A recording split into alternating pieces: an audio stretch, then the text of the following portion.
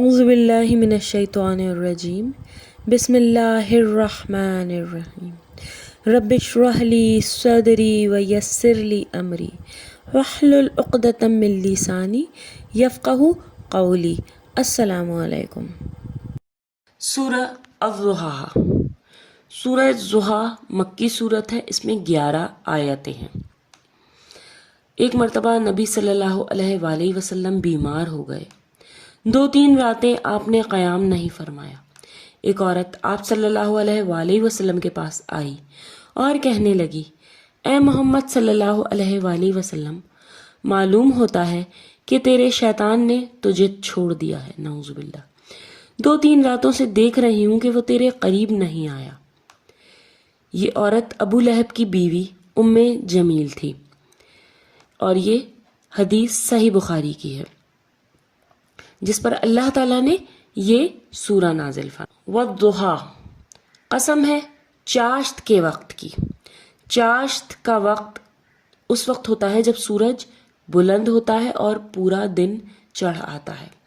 واللیل اذا سجی، اور قسم ہے رات کی جب وہ چھا جاتی ہے، یعنی جب اس کا مکمل طور پہ اندھیرا ہو جاتا ہے، کیونکہ اس وقت ہر چیز ساکن ہوتی ہے جب رات چھا جاتی ہے۔ تو ما ودعک ربک وما قلی، نہ تو تیرے رب نے تجھے چھوڑا ہے اور نہ ہی وہ بیزار ہو گیا ہے، کہ جیسا کہ کافر سمجھ رہے تھے۔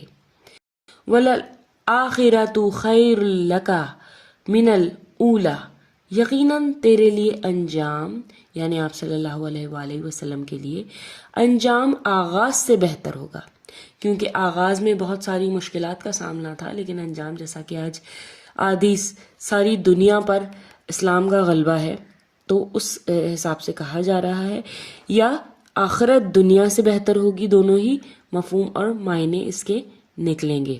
وَلَسَوْفَ يُعْطِيكَ رَبُّكَ فَتَرْضَىٰ، یقیناً تیرا رب تجھے بہت جلد انعام دے گا اور تو راضی اور خوش ہو جائے گا۔ اس پیشن گوئی سے مراد دنیا کی فتوحات اور آخرت کا اجر و ثواب ہے۔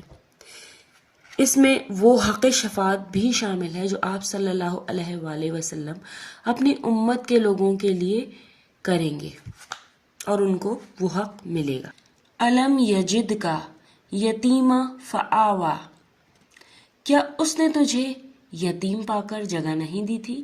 یعنی کہ آپ صلی اللہ علیہ وسلم باپ کے سہارے سے تو محروم تھے، کیا اللہ نے ان کی دستگیری نہیں کی تھی؟ تو اللہ تعالیٰ ان سے سوال کر رہے ہیں کہ میں آپ کو کیسے اکیلا چھوڑ سکتا ہوں؟ اس وقت جب سب نے آپ کو اکیلا چھوڑ دیا، اس وقت بھی میں نے آپ کو اکیلا نہیں چھوڑا۔ وَوَجَدَكَ ضَالًّا فَهَدَىٰ، کیا تجھے راہ سے بھولا پا کر ہدایت نہیں دی؟ وَوَجَدَكَ عَائِلًا فَأَغْنَىٰ، اور تجھے نادار پا کر توانگر نہیں بنایا۔ توانگر کا مطلب ہے اپنے سوا ہر ایک سے بے نیاز، یعنی اپنے سوا، اللہ کے سوا تجھ کو ہر ایک سے بے نیاز کر دیا۔ جیسے خود نبی صلی اللہ علیہ وآلہ وسلم کا فرمان ہے کہ توانگری ساز و سامان کی کثرت کا نام نہیں ہے، اصل توانگری یعنی بے نیاز ہونا لوگوں سے، دل کی توانگری ہے۔ فَأَمَّا الْيَتِيمَ فَلَا تَقْهَرْ، بس یتیم پر بھی تو بھی سختی نہ کیا کر، یعنی بلکہ اس کے ساتھ نرمی اور احسان کا معاملہ کیا کیجیے۔ وَأَمَّا السَّائِلَ فَلَا تَنْهَرْ، اور نہ سوال کرنے والے کو ڈانٹیے، یعنی کہ اس سے سختی نہ برتیے، کیونکہ وہ سیکھنے آیا ہے، اور جواب دینا بھی ہو تو پیار سے دیجیے۔ وَأَمَّا بِنِعْمَتِ رَبِّكَ فَحَدِّثْ، اور اپنے رب کی نعمتوں کو بیان کرتے رہیے، یعنی اللہ تعالیٰ نے آپ پر جو احسانات کیے ہیں، مثلا ہدایت، رسالت، نبوت، یتیمی کے باوجود آپ کی کفالت کی، آپ کو قناعت میں توانگری عطا فرمائی، انہی جذبات اور ممنونیت کے ساتھ اللہ کی تعریف کیجیے اور بیان کیجیے اپنی نعمتوں کو۔ اللہ کے انعامات کا تذکرہ اور اظہار اللہ کو پسند ہے، لیکن تکبر اور فخر سے نہیں، بلکہ اللہ کے فضل و کرم اور احسان کے زیر بار ہوتے ہوئے اور اللہ کی تعریف کرتے ہوئے۔ الحمدللہ رب العالمین۔ صدق اللہ العظیم۔ صدق اللہ العظیم۔ ربنا تقبل منا انک انت السمیع العلیم۔